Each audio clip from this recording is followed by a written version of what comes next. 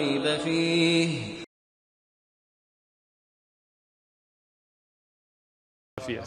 So if somebody blindly follows a Christian preacher, that's a Salafist. Obviously we're talking about this. Okay, so in Muslim, if somebody follows a Sufi tariqah blindly or a Shia, they're Salafist. You know what I'm talking about. I do not. That's why I want to make sure we understand. So what is a Salafist? Orthodoxy. What is orthodoxy? Let's use the term orthodoxy. Okay, well, what is orthodoxy? يعني adherence blindly to something. That's what orthodoxy means? Yes. I don't think you know the definition of orthodoxy, brother. What do you? Orthodox, you know what the orthodox means? What does orthodox You mean? tell me. Orthodox means to stick to the original, right? So orthodoxy meaning those who stick to the original belief, and then progressive being those that try to change those things up. So Salafist and orthodoxy is not the same thing, right? You could be an orthodox Sufi or Mu'tazili or Jahmi or Ashari, and I don't think you would consider those Salafists, right? To say anybody who blindly follows anything is a Salafist it just shows ignorance of understanding what Salafist even means, right? Salafiyah is not a sect, right? You know that.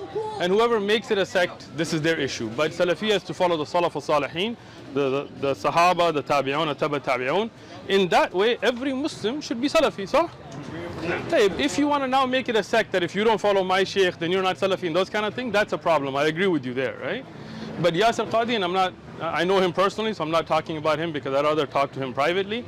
But if you're saying that he was Salafist 10 years ago or 15 years ago and he's something else now, then I would say, if that's your definition, he was better back then than he is today. He didn't have shak in the preservation of Quran back then. He didn't say worshipping a qabr is not shirk back then. So if that's what you mean, then alhamdulillah, I wish he had stayed back then. But khalas, يعني for us here, we follow the Quran with Sunnah. Why do you wish he stayed better back then? Because he didn't have shak in the Quran's preservation. Why do you assume that by changing that he somehow is suspecting the Quran of changing? Because of what he said. You haven't watched his videos on it? I have. Okay, so when he said, so when he was asked, could you write out the Quran today if we didn't have the Musahif and things as in the Warsh or an Asim, and he said you could not, right?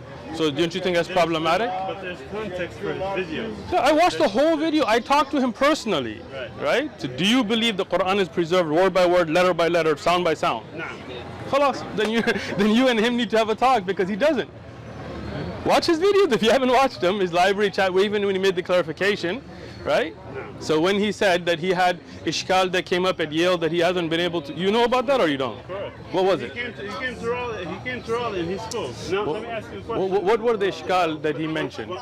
Forget Yasir Qadi for just a second. Oh, you brought him up, that's what I was thinking. You brought him up. No, Yasir Qadi you brought up, we have it. You brought him up now. I brought him here.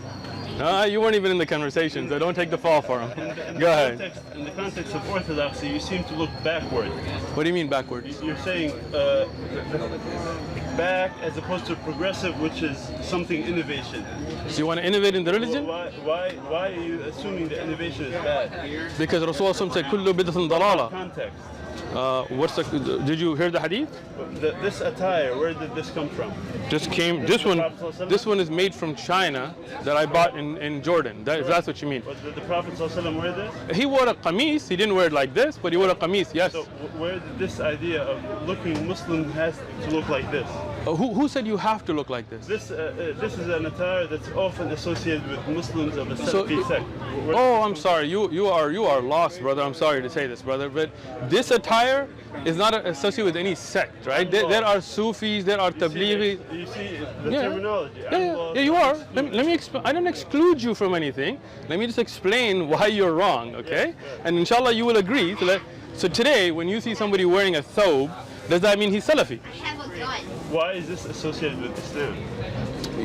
You said this attire is associated with Salafiyah, so I'm asking you a question. If you see somebody wearing a thobe, like in Sudan or in Pakistan or any of these countries, does that mean they're Salafi?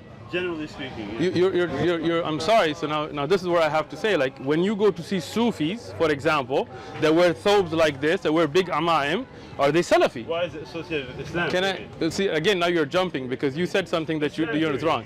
Let me first clarify one thing, and then we'll go to the second. Right? We're not going to jump.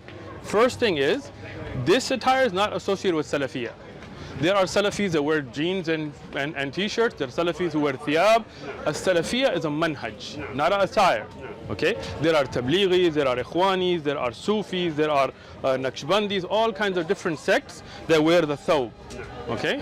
So the thawb, as you said, is incorrect. That's why you were lost, meaning you're wrong. It is not attributed to Salafiyya. Today, in San Diego, I can show you many brothers who wear a thawb that are not Salafi, that hate Salafiyya, and I can show you many brothers that are upon the Aqidah and the manhaj of Salafiyya that don't wear the thawb.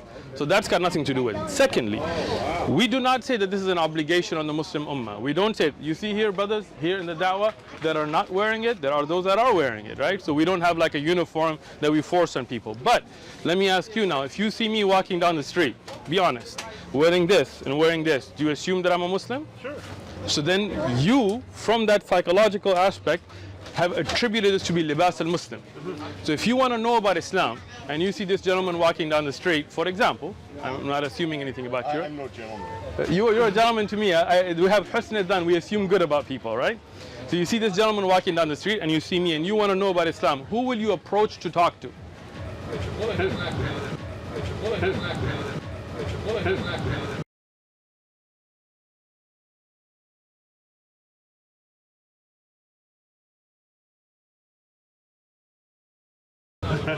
Now you're lying. No.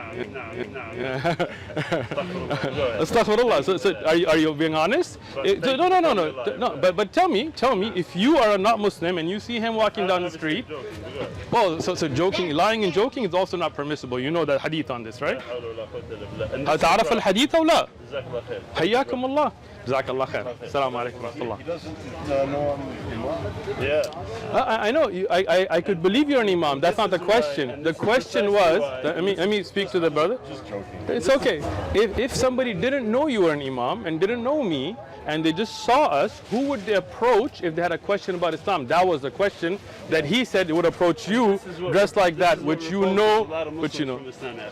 Well, akhi, what does? What does? This kind of interaction. How? When I was telling the brother, you interjected. I was talking. No, we were having a conversation here. Yeah, it's okay. He and I were talking. خلاص. You want to talk about adab and ihtiram and so on. أخي. You interjected, and I was talking to him. Let me ask you something. Tell me honestly, the same question I'm going to ask you. Just be honest this time, okay?